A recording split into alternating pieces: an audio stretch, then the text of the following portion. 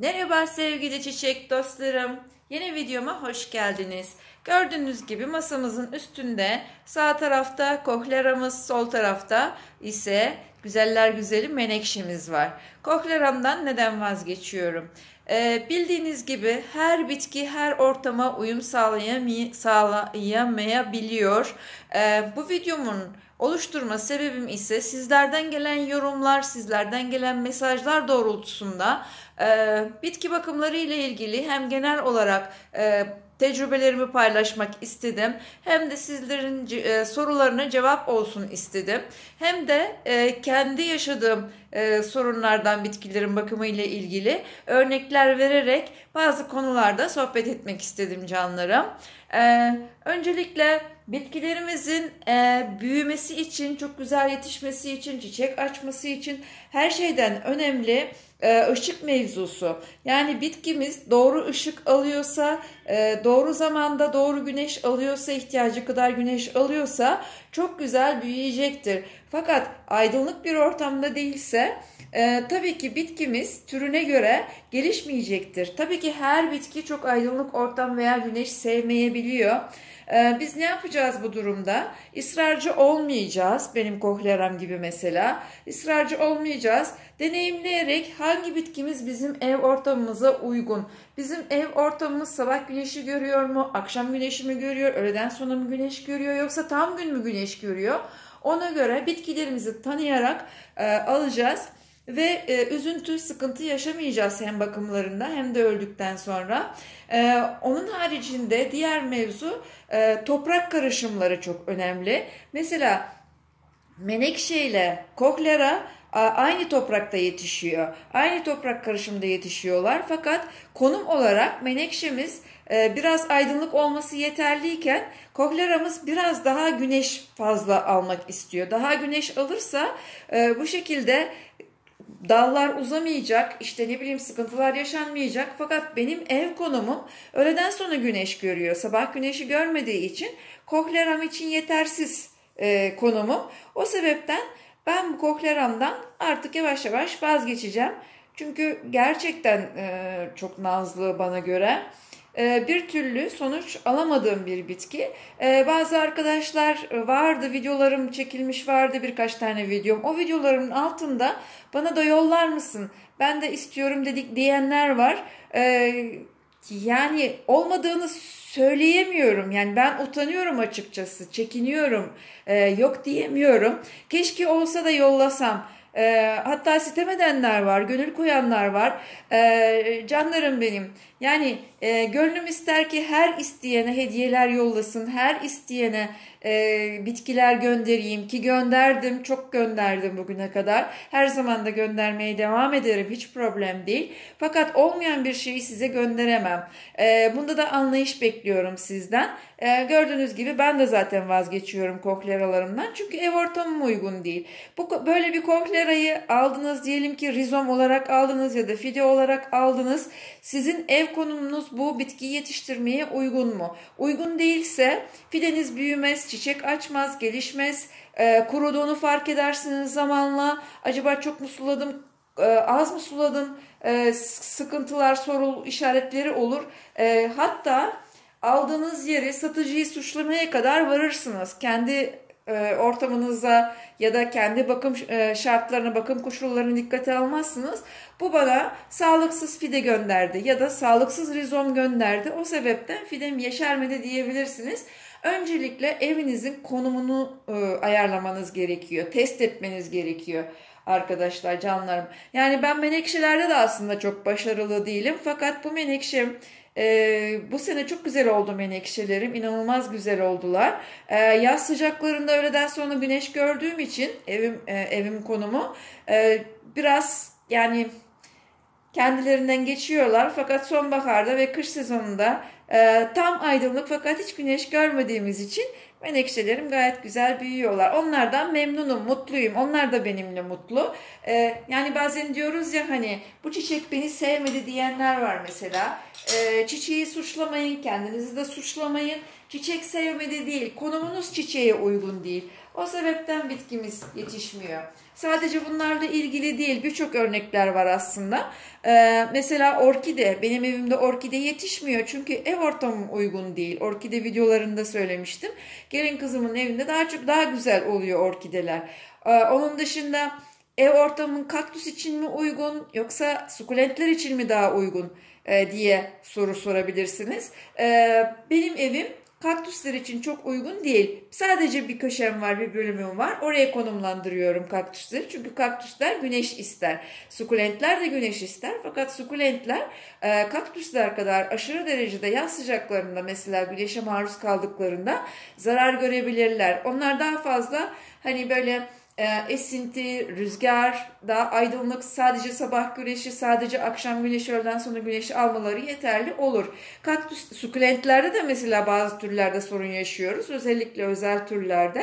Yani bir sukulenti 3 defa aldıktan sonra 4. kez tekrar almak istediğinizde benden alıyorsanız eğer, ben şahsen 4. kez aynı sukulenti size satmam. Parasıyla bile satmam. Hediye olarak isteyenler var. Bir komşum mesela bir tane videomda, pembe telgraf çiçeğinde videomda komşumdan bahsetmiştim. Benden 3-4 defa bu telgraf çiçeğini aldığını, fakat bir türlü hediye verdiğimi, daha doğrusu ben onu komşularıma asla parayla satmam. Her istediklerini veriyorum zaten. Bu komşum 3 defa 4 defa benden aldığını bahsetmiştim.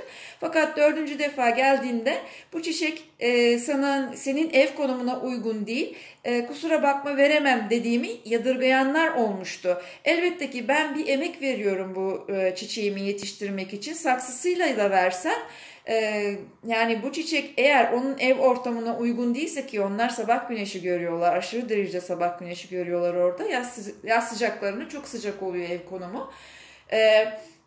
Ya sulamadan kaynaklı bir sorun olmuştur ya da konumundan kaynaklı bir sorun olmuştur. Ya da nasıl olsa saniye komşum bana her seferinde istediğimde bana bunu veriyor. Ben neden tekrar şansımı denemeyeyim gibisinden deneyebilir beni.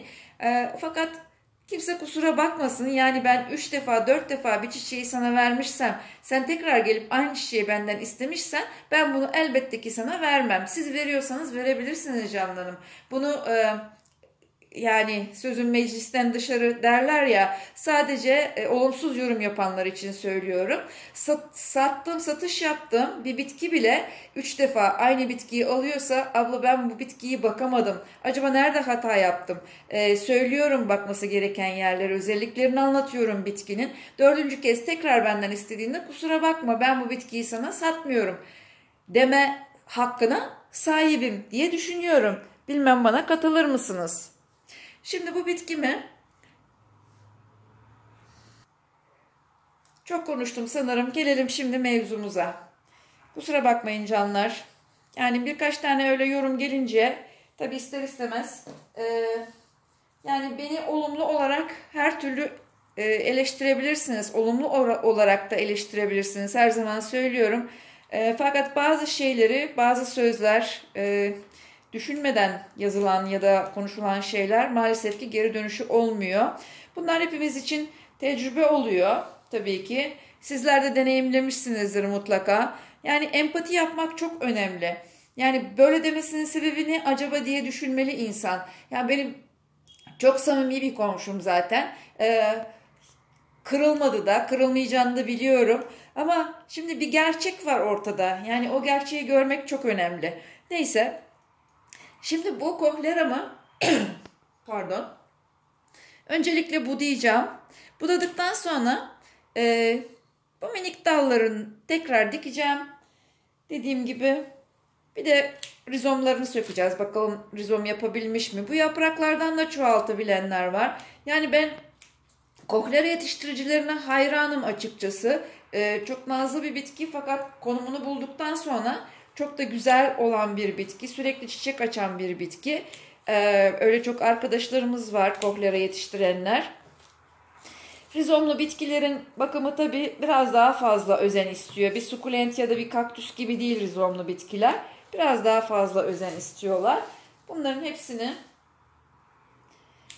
şimdi bana ver diyenler olursa canlarım, en az 5 kişi 10 kişi istiyor. Ya hepsine tek tek göndermem gerekiyor ya da hiçbirisine göndermemek mantıklı. Benim yani birbirlerini tanımasalar da benim içim rahat etmez. Denizli'de olan arkadaşlar ya da komşuma bundan da verdim mesela. Çok güzel oldu. Kohlerası pembe açan bu. Pembe açtı. Kış mevsiminde ne yaptı? Kapının önüne ayakkabı dolabının üstüne koydu. Orada da kaldı o bitki. Yani bakımını devamını yapmadı. Halbuki çok kıymetli bir bitki bu. Bilmedikten sonra yani bunları yaşayarak tecrübe ediyoruz. Dilerim beni olumsuz eleştirenler de bunları yaşarlar ve bana hak verirler. Hepsinin yapraklarını alacağım.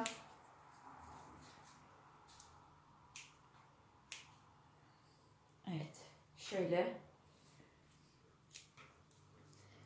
Bunları koklera ve menekşe toprağı aynı toprak demiştik. Hepsini bunları bu şekilde kesip yenileyeceğim. Yani ilkbaharın sonlarına kadar güzel oluyor. Daha sonra yaz ve kış mevsiminde maalesef bitkim eciş bücüş oluyor, şekilsiz oluyor. Hiç güneş görmüyor benim evim kışın. Yani hiç güneş görmüyor diyecek kadar güneş görmüyor. O derece sıkıntılıyız yani kış mevsiminde. Burada kalan toprağı da dökelim. Bakalım rizom çıkacak mı içinden? Rizom dediğimiz bitkinin kök yapısıdır. Bilenler bilir, bilmeyenler için söylemiş olalım. Şöyle köklerinde rizom oluşumları var mı? Bu özel tür olan kohlera çok fazla rizom yapmıyor genelde. Fakat yapmış da olabilir. Bakalım. Evet, şurada çıktı bir tane. Çok minik minik rizomları var. Bu bitkiyi, kohlerayı rizom olarak satanlardan almanız, rizom olarak almanız sizin için çok daha güzel ve kıymetli olur canlarım. Bunu da dipnot olarak düşeyim. Eğer kohlera almayı düşünüyorsanız rizom satın alın. Yani fide de alabilirsiniz. Fakat rizom aldığınızda onun bereketi daha çoktur. Yani fide olarak aldığınızda tek bir rizomdan fide olan var. Fakat siz bir rizom aldığınızda diyelim ki böyle uzun bir tane rizom aldınız. Onları boyutlarına da göre satıyorlar zaten arkadaşlar. Şöyle bunu iki parçaya bölüp saksınızda birkaç tane fide oluşabiliyor. Şunlar rizomlar. Birkaç tane rizom yapmış. Bunları ekeceğim toprağa sonra tekrar. Şimdi nereye alayım? Şöyle şu kapağın üstüne alayım rizomlarımı. En yakınımda o vardı çünkü. Bunları toplayacağım böyle. Kaç tane çıkarsa artık. Yeniden dikeceğim fakat çoğaltmıyorum artık. Hani böyle saksılar dolusu üretim yapmıyorum. Demek istediğim o ki öyle hani 10 tane, 15 tane, 20 tane bunun yani nesini göndereceğim? Şimdi bunu bir zarfa koyacağım, göndereceğim. 15 lira kargo ücreti alacaklar sizden. Değer mi yani? Ben bunu tamam hediye olarak göndereyim ama değmez. Şöyle olur. Yani bir alışverişiniz olur, bir şey olur. Yanında da derseniz ki ben kohlera istiyorum. Bana bir tane rizom at hediye ederseniz hay hay canıma minnet. Yani şimdi bilemedim ne diyeceğimi. Neyse bir şey demeyeyim ben artık. Anladınız siz. Evet topladık köklerini. Yani şu az önce gösterdiğim fideler de rizom yapabiliyor zamanla. Bu toprağı kullanacağım yine. Birazcık solucan gübresi ekleyeceğim içine. O şekilde tekrar kullanacağım bu toprağımı. Şöyle bunları da ekleyeceğim tabii. Bu da mesela şöyle kuruyor. Yani kış mevsiminde bunları kurutması çok normal. Fakat eviniz sabah güneşi görüyorsa çok güzel olur kohleranız. Kışın da çok güzel olur. Yaz boyunca da çok güzel olur. Harika olur. Bunu budayalım mı? Bence budayalım bunu da. Bu kırmızı açan. Çellemeyeceğim. Budadıklarımı da hatta yanlarına ekeceğim. Şöyle bir temizlik ya da bir bakımdan geçmiş olsun. İlkbaharla birlikte tekrar yeşerir. Bu sene yerini değiştirmeyi düşünüyorum. Balkona, mutfak kapısından çıkışta kapı arkasına koymayı deneyeceğim. Daha önce denemiştim o kısmı. Orada iyi gibi olmuşlardı. Yani çok sevdiğimiz bitkiler oluyor bazen fakat konumdan dolayı maalesef vazgeçebiliyoruz. Ben de hem yer açısından, bakar mısınız? İşte şu rizom dediğimiz kurtçuk gibi şeyden yüzlerce, onlarca kökler, fideler elde edilebiliyor. Evet canlarım, ben sizin fazla vaktinizi almayayım. Umarım söylediklerimden kimse alınmamıştır. Umarım birçok kişiye faydalanmıştır. Umarım faydalı bir içerik olmuştur canlarım. Hepinize çok teşekkür ediyorum bana eşlik ettiğiniz için. Bir sonraki videoda buluşmak dileğiyle, sağlıcakla, sevgiyle, hoşça kalın.